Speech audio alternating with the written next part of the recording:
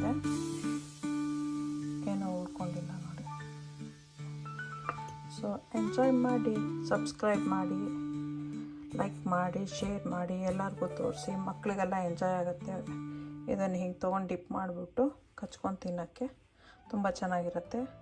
Different kind of idli ಅಂತ ಅನ್ಕೋಬೋದು. So ನೀವು ಮಾಡ್ಬಿಟ್ಟು ಟ್ರೈ ಮಾಡಿ. Thanks for watching. Next video ಅಲ್ಲಿ ನೋಡೋಣ.